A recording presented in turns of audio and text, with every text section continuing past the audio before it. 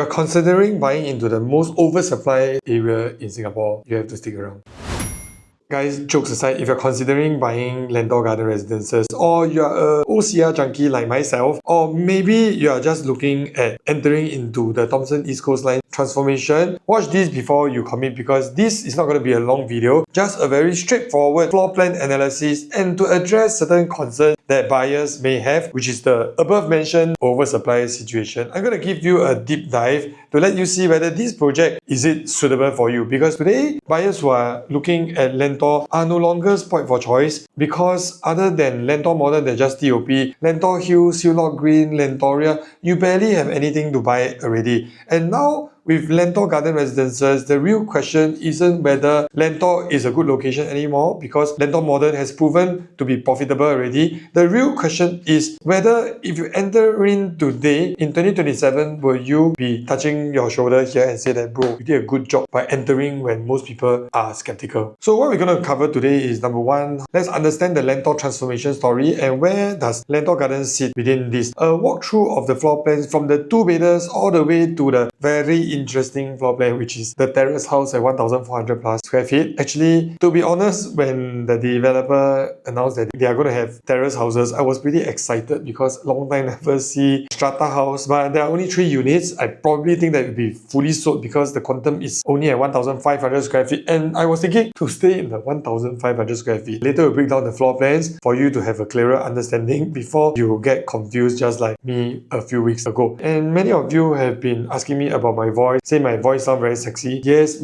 still recovering from my throat surgery after so long, and doctors say that my actual voice will never come back. And if you could do me a favor, by liking this video, maybe there'll be a miracle that my voice may recover to what it used to be. So thank you in advance. Now, it's very typical today when people look at Lentor, they immediately think, wow, so much supply, so many launches. Oversupply like Normanton Park. But if we zoom out to look at the bigger picture, what we are seeing actually is the creation of an entirely different situation. And this is the evolution of the land cost in Lentor after 8 beats. And Lentor Gardens actually sit at a price range which is cheaper than what it used to be before the harmonization started. In fact, it's the cheapest land in the entire Lentor after Lentor has been launched for more than 4 years already. And since 2021, government has been progressively releasing the land and was acquired when the interest rates were actually going down. And if you are not sure what I'm talking about and you want to get a full deep dive of why interest rates will create land costs, you can check out my last week's video which I actually talked about this. So coming back to here, despite being one of the newer projects in the brick scene, Lentor Gardens actually enters the market with a significantly lower land cost base. And I'm not going to talk too much about the land cost. So long story short, recap, you're actually buying into the lowest land cost in the entire Lentor area. And as mentioned, before we go into the floor plan, one concern that I often hear is that wouldn't there be oversupply in Lentor? Yes, I've been talking about this since 2022 when we were trying to market Lentor Modern. All the way until today, Lentor Modern already TOP, make money already. Sellers also sold and then upgrade to a better property or asset class already. And people are still concerned about the oversupply situation. And I see some comments saying, Marcus, you haven't seen the full brunt of the oversupply yet. Let's wait for another Normanton Park to repeat history.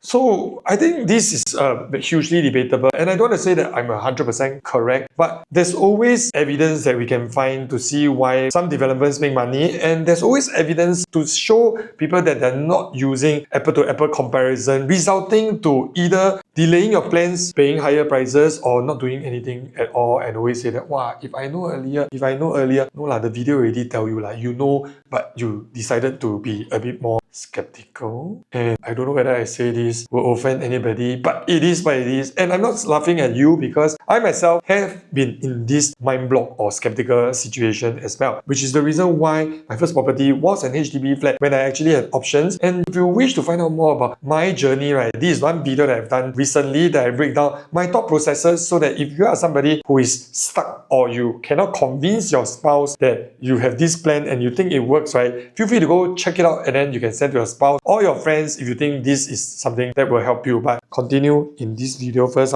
And if you have not already subscribed to the channel and this is not the first video that you're watching, I would like to invite you to do so. Why? Because it ensures that you will not miss any quality content that I put out on a weekly basis. And boy, it's been a while. I've been putting out weekly for almost 3 years already. So by subscribing, you're also showing some support to the channel. But that's not the best way to support. Best way to support is to call me, engage me to help you to sell your house or to go and buy a property. So thank you in advance. Coming back to here, I wouldn't use Lentor as one mega project. Instead of putting 2,000 over units spread across 7-8 developments into one single condo, government master plan was to spread the supply across multiple separate plots. Each development has its own facilities, management, your own design identity, and your resident MCST. So this is quite different from a mega project where everybody shares the same facilities. In total, the Lentor precinct functions more like a private residential enclave, not giant condo. So from a long-term perspective, this helps to reduce overcrowding, maintain exclusivity within each project. But what I'm trying to say here is very simple. If you use the first 6 plots of Lentor, right, it combines to close to 2,000 units, which is similar to the likes of the Normanton Park units. But I really don't think that Normanton Park is the best example because Normanton Park was designed as a mega development, which was an en bloc development, one super big site, one giant clubhouse, one big facility deck, and one giant community. So whenever one unit is for sale, right, you basically compare with the rest of the units. So take for instance, if there are 1,800 units in Normanton Park and 50% of them are 2-bedders, and you are trying to sell your 2-bedders, you're effectively competing with 900 units within the same development, sharing the same facilities. But today, if you're going to a Lentor development, people that like the design of Lentor Modern, the accessibility to the mall, will they consider Hewlett Green? I would think that these are two separate different developments because even the facade and the layouts and all these things, the facings are different. So,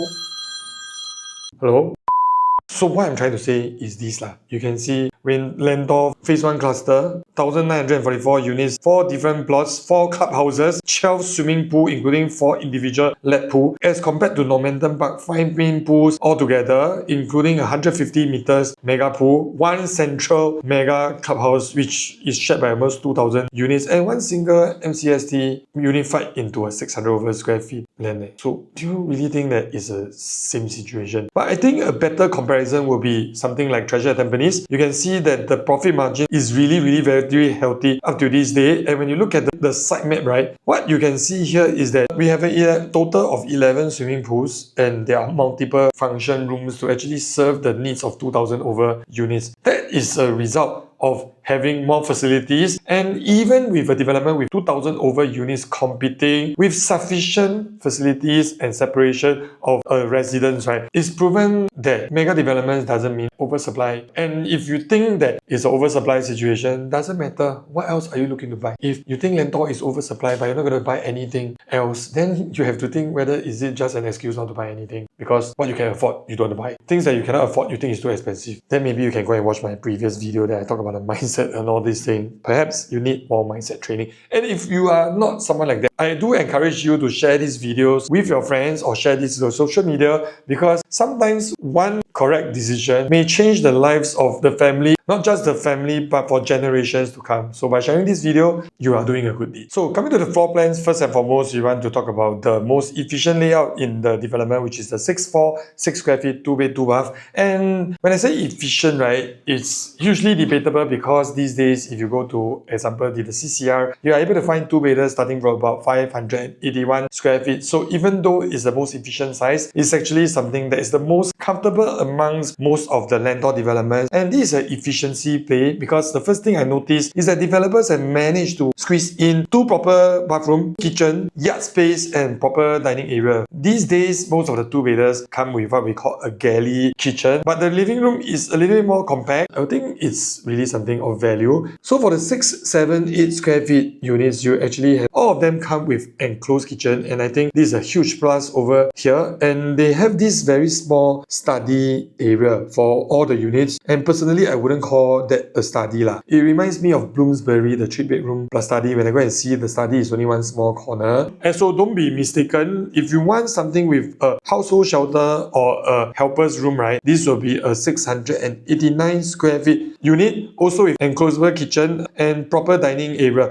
But one thing worth noting is that the 2-bedroom has a little bit more depth as compared to with previous launches. For example, Lentor Mansion and Springleaf Residences, just around this area, they actually have a 3-meter width living room. Then this one is a 2.8 more conventional one. However, with that, right, means to say that your living room has a little bit more depth. You get a bit more space in different areas of the house. So for those that have a live-in helper, 689 square feet unit may be the one that's more suitable for you. And moving on, the 2-bedroom plus study, there are a total of 6 layout. My social media manager want to resign already because he say, wow, stitch this one, stitch until TL. I wait until TL. But jokes being aside, right, good on the developer. Why? Because developer really maxed out their creativity to be able to maximize the efficiency of space in this development. A 732 square feet unit gives you a space big enough for a 2-bedroom plus study. When I look at the room, I think it was easily about 10 to 11 square meter. A good sized dining area, a study room which you can actually use as a helper room. But personally, if I were to go for something like this and I need a helper's room, I would think the 69 square feet unit would offer a little bit more efficiency. But of course, we still have to look at what's the PSF in order to determine. And if you're looking for an agent that can help you to dissect information and assess whether you're overpaying for certain layouts, right? This is my number. Feel free to reach out to me because Lentor Garden Residences is launching in early July. And if you wish to have somebody who have walked the talk and been through all the launch process and also personally invested in the Thomson-East Coast line as well, and very recently, this is my number. Like I say, best way to support me is to engage me to buy a new launch lah. So looking forward to hear from you. Do I sound very desperate? Okay lah, I desperate lah. Just call me lah. Huh? Thank you. So in terms of ranking for the 2-bedroom plus study, this will be my order. You can go check it out. And if you've got any questions, feel free to reach out to me. Happy to share more with you. And coming to the 3-bedder, they have one stack of 872 square feet, which is the most efficient layout for the 3-bedders. I think this will be one of the first few to be fully sold because the enclosed kitchen, proper dining area, living area that can on floor plan a 3-seater, which in real life could be a 4 to 5-seater, proper bedrooms, and a good sized balcony over here. And 936 square feet unit and the 872 square feet unit is pretty similar, other than the 936 square feet unit comes with a study which can double up as extra storage or maybe as a helper room as well, or just to make your living room or walkway feel a bit broader. So 936 square feet also only comes with one stack.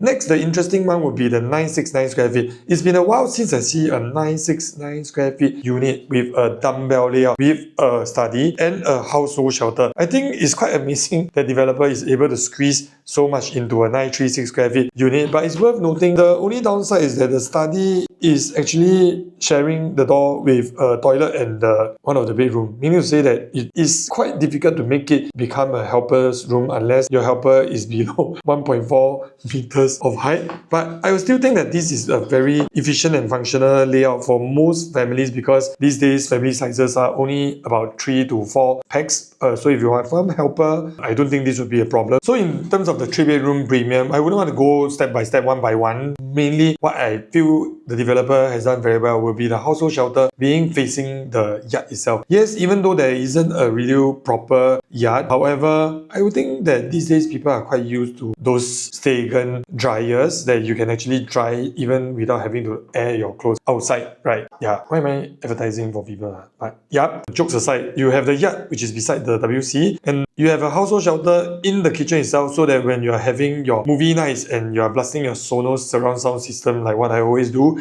you don't need to worry that your helper cannot sleep or tomorrow morning it become panda face. So the rest of all the other floor plans for the 3-bedroom premium are pretty similar other than the door orientation. So I'll leave it to you to check it out for yourself. But if you ask me, that is something that is a little bit more future proof. But if you are looking to buy into an own stay unit, coming to the 4 beders, I think we have spoken enough already. So I will just leave it here for you to go and take a look of yourself. And you got any question, drop them in the comment section. All I want to say over here is that, of course, the 1184 square feet compact 4-bedder will be a little bit, as the name suggests, compact. Is it called compact? They never say compact, but I will call it compact lah. So one of the room doesn't come with a wardrobe. Your full 4 bedrooms and 3 toilets, which means your helper has a WC. I think developers could have considered doing was to have a door to have access to the bathroom for bedroom 3, so that it becomes a little bit like an ensuite. But I think I understand the concern. Why? Because maybe they are just concerned that your friends stay in your house for parties at night and your daughter is in your room sleeping, and then your guest bang inside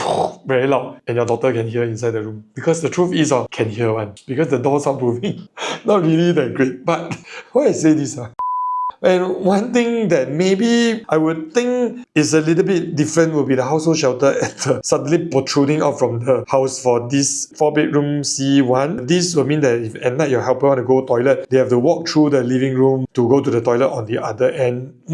Whether or not this is functional, I leave it to you, or happy to hear from your comments. Coming to the bigger 4-bedroom units, I would think this is fantastic because it actually comes with a landscape layout living room. Household shelter is within the toilet. Within the kitchen means to say helper won't be disturbed. Helper's sleep won't be affected by your Sonos surround sound system. You have a walk-in wardrobe. Yes, so when you look through into your room, you won't see any wardrobe space from the line of sight through the corridor itself. And one of the bedroom doesn't come with built-in wardrobe as well. But long story short, I think for 1356 square feet, maybe just a suggestion, Norwood Grand for 1300 plus square feet, they actually came with a study room, which I think was very useful. However, this compensates back by having a landscape layout as compared. So next, for the terrace houses, I think all I want to say is that it actually outperformed my expectation. Why? Because the older floor plans for the terrace house comes with a car park, and the car park is about 600 to 700 square feet, which equates to, if you add on into here plus the harmonization, this is effectively the usable space of a previous 2,500 to 3,000 square feet strata terrace, where a lot of wasted space are actually calculated in. But thanks to harmonization, you see a much more effective floor plan with 1,005, and I'm quite interested to see in the years to come, will developers be building more strata housing? So let me know what you think, and do you think this makes sense at